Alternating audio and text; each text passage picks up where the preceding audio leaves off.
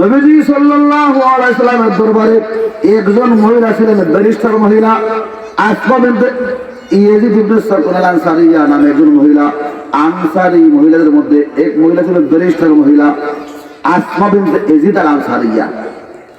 উনি মহিলাদের পক্ষ থেকে নবীর সাথে ডিবেট করতেন, মহিলাদের পক্ষে কথা বলতেন নবীর সাথে।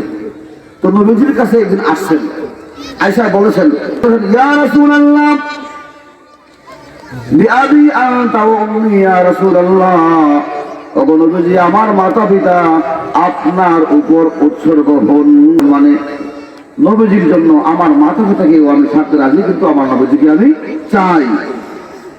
ইন আনা ওয়াফিরুন নিসা ইলাইকা ওয়া ইন্নী রাসূলু মান ওয়ারাই মিন জামাআতি নিসাইল মুসলিমিন কুল্লুহুম ইয়াকুলুনা বিকওলি, ওগো নবীজি আমি আমার সমাজের সকল নারীদের পক্ষ থেকে প্রতিনিধি হইয়া আপনার কাছে দূত হইয়া আসি। তাদের যত কথা আমার কথার সাথে এক মিল, আমি যা বলবো সেটা তাদেরই কথা। ওয়াল আমিসলি রানী, আমার যেমন রায়, আমার যেমন ইচ্ছা তাদেরও তেমনই ইচ্ছা। কি ইন্নাল্লাহ বা'আসাকা ইলার রিজালি ওয়ান নিসাই কাফাতান ফাআমান্না বিকা, আল্লাহ তো আপনাকে শুধু পুরুষের জন্য নবী বানাইছেন না, বরং নারী পুরুষ উভয় দলের জন্য আপনাকে আল্লাহ নবী বানাইছেন। এই কারণে পুরুষরা যেমন ঈমান আনছে, আমরাও আপনার প্রতি ঈমান আনছি। ওয়াত্তাবানাকা ওয়া ইন্না মা'শারান নিসা, অথচ নবীজি আপনার সামনে আমরা নারী হইয়া 5টা পগা খাইছি। এক নম্বরে মাকসুরাতুন, আমাদেরকে 4 দেয়ালের ভিতরে ঘরের মধ্যে আবদ্ধ করে রাখা হয়। মুহাদ্দারাতুন, কোন প্রয়োজনে বের হইলে খদ্দর ফিন্দাইয়া বোরকা পরাইয়া চাদর লাগাইয়া বেজিং করে বের করুন লাগে। ও কাওয়াজুল বুয়ুত, গোটা বছর আমরা ঘরে বসে তখন লাগে। ও মাওয়াজিউ শাহওয়াতির রিজাল, আমাদের স্বামীরা যখন ইচ্ছা তখন আমাদের সাথে তাদের মনের বাসনা পূরণ করতে আসে।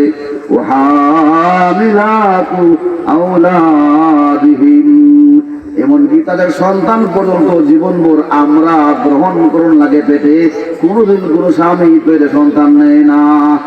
একতরফা 5টা কষ্ট আমাদের উপর, অথচ ওয়াইন্না রিজালা কাদ ফুযিলু আলাইনা, ওগো নবীজি আপনি থাকতেই 5টা ফ্যাসিলিটি পুরুষরা পাওয়া যায়। এক নম্বরে হইল তারা বিল জুমা ওয়াল জামাত, 1 নম্বরে জুমার নামাজে যাইতে পারে। 2 নম্বরে 5 ওয়াক্ত নামাজ জামাতে গিয়ে পড়তে পারে। ওয়া ইয়াদাতুল মারদা, অসুস্থ হইলে আত্মীয়-স্বজনকে গিয়া দেখতে পারে, আমরা যাইতে পারি না। ওয়াশুদিল জানাইজ, জানাজার নামাজ পড়তে পারে। জানাজার নামাজে মহিলা দিতে পারবে কিনা, এই প্রশ্ন থেকে বোঝা যায়।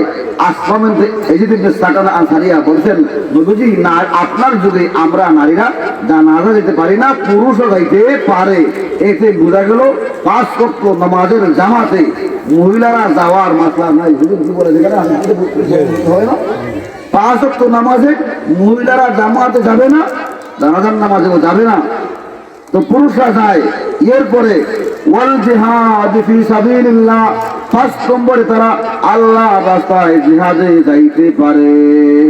ফাইজা খারাজু লিল জিহাদি হাফিজনা আওলাদাহুম ওয়া আমওয়ালাহুম, তারা যখন জিহাদে গিয়া সব কামাই করে, ওই সময় আমাদের ডিউটি থাকে 2টা ডিউটি। একটা হইলো তারা সন্তান রেখে যায়, ওদেরকে আমাদের দেখাশোনা করা লাগে। সম্পদ রেখে যায়, তার রক্ষণাবেক্ষণ আমাদের করা লাগে। ওয়াজালনা সওয়াবাহুম, অথচ আমরা জিহাদের সওয়াব হাসিল করতে পারি না। তাইলে আসমা বিনতে ইয়াজিদ ইবনে সাকন আনসারিয়া তিনি 10টা উল্লেখ করলেন। 5টা হইলো নিজের ঠগা খাওয়া, যে আমরা 5টা কষ্টে আছি, আর 5টা হলো পুরুষরা বেনিফিট পায়, সুযোগ পায়, আমরা এগুলি পাই না।